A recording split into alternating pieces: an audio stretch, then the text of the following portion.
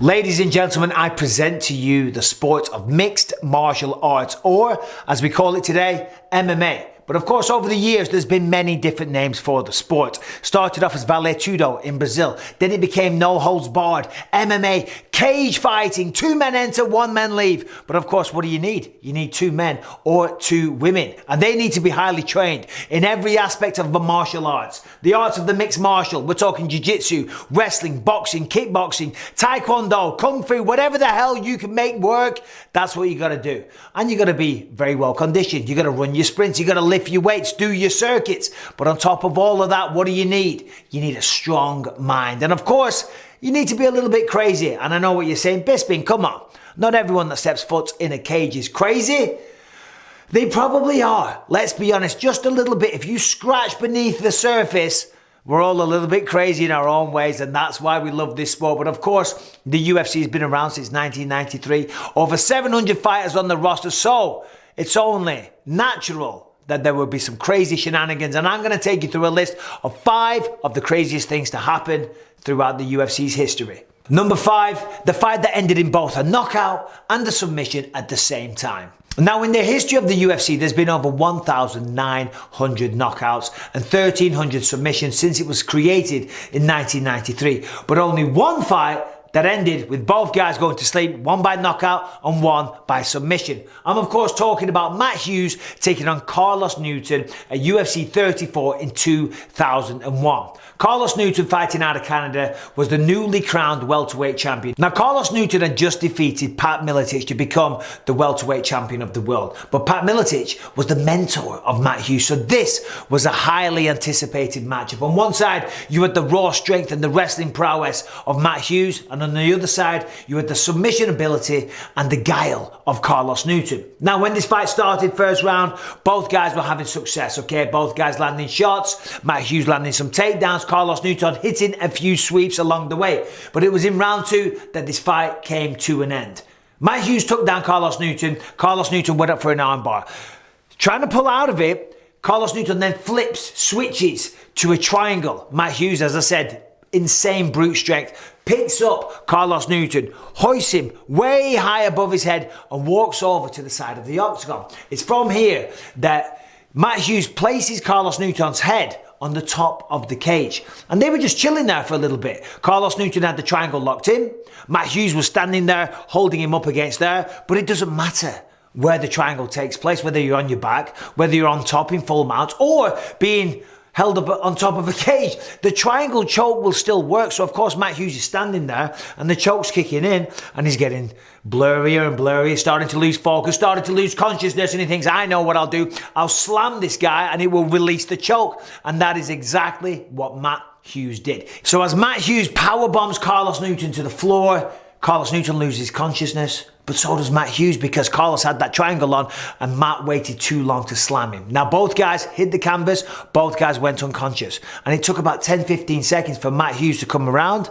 He didn't realize where he was, and it took several times for it to be explained to him that he was now the welterweight champion of the world. Now, was that the right call? I don't know. Listen, no one really won. They both went to sleep. They both lost consciousness. Now, I'm not going to sit here and take away a win from the legendary Matt Hughes. Matt, I hope you're well, my friend.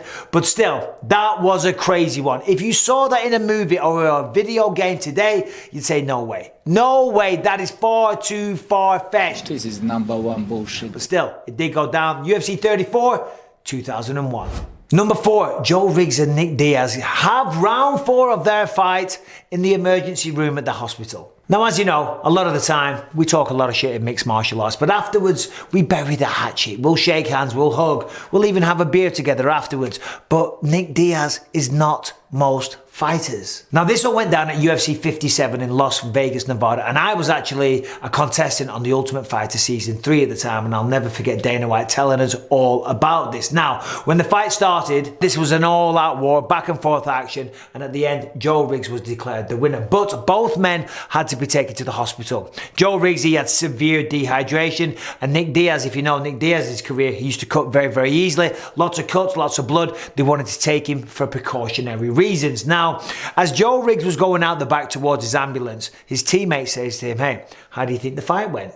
And Joe Riggs says, you know, not bad, but I feel like I could have done better. Now, little did he know that Nick Diaz was over there and he was also getting loaded into an ambulance as well. And he took offense at that comment. He took that as fighting words. He said, "I'll see you at the ER, motherfucker." So when they get to the hospital, Joe Riggs, because he was dehydrated, he's put on an IV. So he lies down in bed for a while. He couldn't even pee or anything like that. After a while, starts to feel more human, starts to need a pee. So he gets out of bed. He's still strapped up to the IV. You know, he's got it on wheels. He's walking down the corridor looking for the toilet. And who does he find? Nick Diaz. But of course, Nick Diaz, because of what just happened in the Octagon and as they were getting in the ambulances, Nick Diaz thinks that he's there to fight him. So Nick Diaz, hey, he ain't no bitch. He goes out in the both guys are just fighting like crazy in the hospital. Can you imagine the regular people, you know, the aunts and uncles, the grandparents, the children, seeing Nick Diaz and Joe Riggs in their 90s, their nightgowns, their hospital attire, going back and forth. The security guards were going off, the security alarm was going off, they ended up in the storeroom, and at one point they even bumped into Nate Diaz. So Joe Riggs turns around to Nate Diaz and says, "Hey, do me a favor, control your brother." Nate Diaz says, "What? What did you say?" Boom, and Nate Diaz dives on top as well. So as you can imagine, that was an all-out scene, and I'll never forget, it was a Sunday morning. Dana White comes into the Ultimate Fighter house and he's like, "Oh my God, you are not going to believe what happened last night." Wow.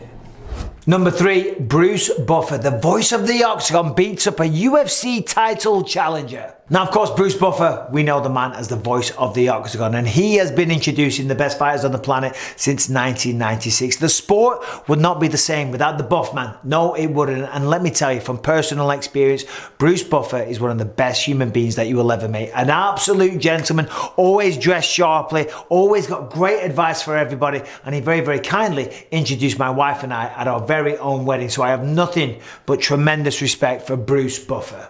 But that said, do not attack the man. Do not assault the man, especially in an elevator. Do not mistake his kindness for weakness, which is what Frank Drigg did. Frank Drigg, a former 2-time welterweight challenger in the UFC, was in the Hard Rock Hotel, Las Vegas, as was Bruce. It was a few hours after the Ultimate Fighter 2 finale had finished. Now, Bruce was heading to the elevators. He was going to go meet some friends for a late dinner. Frank Drigg, he was done. He was going home, and they get into the elevator. And they're both standing there, minding their own business, and then bing, the doors open on level 10, and in walks UFC President Dana White. Now, Frank Drigg had parted ways with the company at this point, but he'd won a fight outside of the UFC recently, so he saw this as an opportunity, an advantage to try and talk to Dana about maybe getting re-signed with the UFC.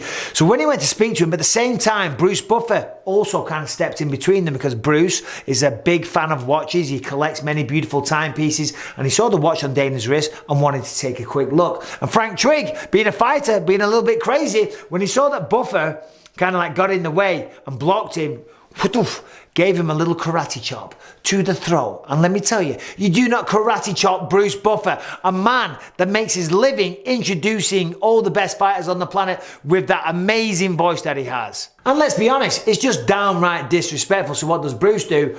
Bang! Cracks him on. Oh no, the Buff man is not going to take that. Do not mistake his kindness for weakness. So the pair of them, they stand there, they're going back and forth, they're smacking each other. All hell breaks loose in the elevator. Meanwhile, Dana White's standing there thinking, "Oh my God, I should have signed this one. We should have this one on pay-per-view." Anyway, eventually, bing! The elevators, they reach the lobby. Both guys, they stop fighting. They don't want to make a scene, don't want to be embarrassing. They shake hands, they apologize to one another, and then they just go off on their separate ways.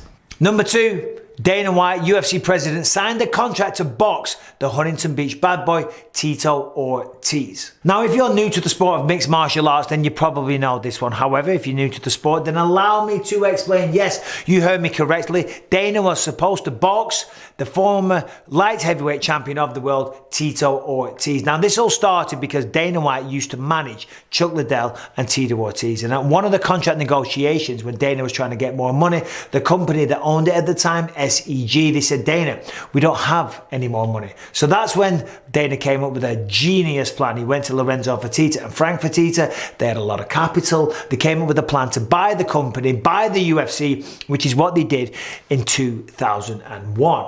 Now, of course, when you're an owner of the UFC, you can't then be a manager as well. That is a conflict of interest. So he stopped managing fighters. He remained friends with Chuck Liddell. However, his relationship with Tito Ortiz, the Huntington Beach bad boy, that kind of went south. And they were always going back and forth. Tito Ortiz would show up at press conferences wearing shirts saying, Dana White is my bitch, always talking about how we wanted more money, but he always re-signed. And at one of these contract negotiations, Tito actually wanted a specific clause put into a contract, and that clause was that Dana White had to box him. You see, when Dana used to manage him, they used to spar a little bit, and by all accounts, Dana used to get the better of him. However, he was quick to point out that if this was a real fight, if there was wrestling, jiu-jitsu, then he wouldn't have stood a chance. But still, now Tito had improved, now he was getting a little bit older, now he was better with his hands. He wanted to try and make a mockery out of Dana White and said, put it in the contract, I want to box you. Now, of course, Dana, being a lover of the sweet science, loved this idea and wanted to do it. The problem was he was 37 years old and he was living the life of a UFC president. So he needed some time to get into shape. And that is what he was doing. And by the way, I'd signed with the UFC around this time. And let me tell you, Dana was taking this very, very seriously. He would work out wherever he could, in hotel rooms, in the offices, as I say, anywhere he could, sparring with guys that were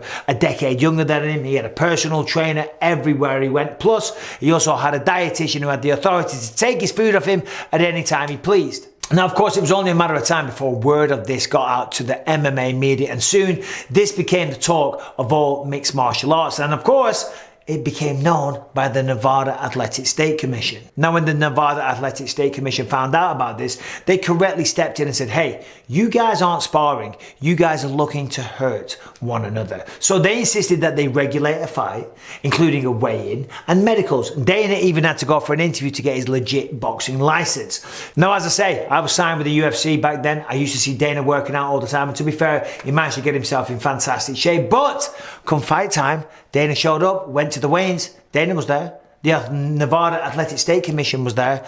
But Tito Ortiz did not show up. Now, as you can imagine, the Nevada Athletic State Commission, they were not happy because they had had their time wasted. Dana had trained for a fight which didn't take place. And Tito Ortiz, he said afterwards, he said, look, listen, in that contract, I wanted to have a sparring session. I did not want to have a fight, a professional bout that was sanctioned by an athletic commission that I wasn't going to get paid for. And Dana actually says to this day that he regretted the whole thing. And it's kind of crazy to think that one of the most highly anticipated matchups that Dana ever promoted might have been a fight that involved him. Number one, martial arts magazines claimed that the UFC was fake. Yes, that is correct. When the UFC first was created, all these martial arts magazines, they claimed that the whole thing was bullshito. And listen, you gotta feel for these guys. Imagine that you're the editor of a 90s martial arts magazine, okay? You have spent years convincing people that the bullshito artists and the kung fools are the baddest men on the planet. You have promoted flying kicks, the 5-finger exploding death punches, and the dim mark as legit martial arts techniques. You are making a fortune selling classified ads for ninja stars and over-the-priced booklets promising the secrets of the shinobi. But then all of a sudden, along comes the UFC, and all your claims are exposed like a pervert in a raincoat. Yes, I'm sorry, the dim mark wasn't real. What the fuck is that? The flying kicks, they never land, and the secret of the shinobi is that it's a load of bollocks. Now listen, you gotta feel for these guys, because faced with actual evidence of what happens when different martial arts are pitted against one another, when they are put to the test, what do you do? What do you do? You can't admit that you have been lying to everyone for years. I mean, who is going to buy your magazine ever again? So of course, if you're the editor of one of these magazines, what do? You have to claim that the entire thing is fake. I mean, you cannot pretend that what you have been peddling and pushing and promoting all these years is fake. What about the dim marks, the flying kicks that never land, the one-hit death punches, and all this nonsense that just doesn't work? What about the pressure points? The pressure points, they don't work. In a real life situation, pressure points do not work. Because my son Lucas even said the other day, because we do this little pressure point behind the ear, he was like, why don't you just do that? I said, well listen, when the adrenaline's flowing, when it's life or death, if you're pushing in the back of my ear, it isn't really going to work. I'm going to choke you out, little guy. Yes, I am. He said, oh, well, what about tickling, Dad? You're very, very ticklish. Again, same shit. It just doesn't work. So there it is. The bullshitos, they couldn't accept it. And by the way, speaking of bullshitos, my video on fake martial artists, one of the most popular on the channel. If you want a good laugh, I suggest you go and check that one out. But thank you very much for your time. I appreciate the support on the channel. Take care. All the best.